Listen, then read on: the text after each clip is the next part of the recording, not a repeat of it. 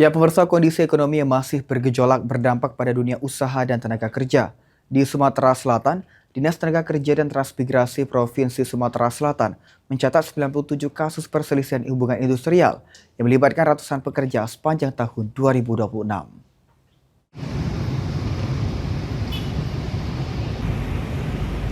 Meningkatnya tekanan ekonomi yang dirasakan berbagai sektor usaha berdampak pada hubungan industrial antara perusahaan dan pekerja. Kondisi ini terlihat dari bertambahnya jumlah kasus perselisihan ketenagakerjaan yang ditangani Dinas Tenaga Kerja dan Transmigrasi Provinsi Sumatera Selatan.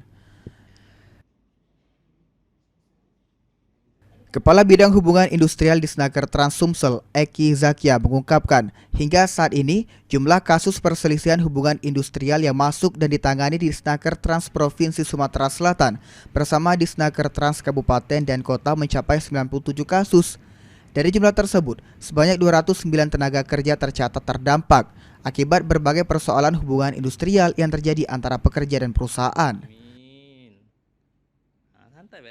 Kasus perselisihan yang masuk di Disnaker Transport Sumsel dari Kabupaten Kota sebanyak 97 kasus, dan tenaga kerja yang terdampak dari hal-hal tersebut sebanyak 209 tenaga kerja.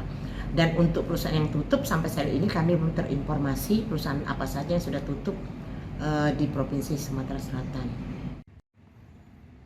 Pemerintah berharap kondisi ekonomi dapat segera membaik sehingga dunia usaha kembali tumbuh dan mampu mempertahankan serta membuka lapangan pekerjaan bagi masyarakat. Suryadi.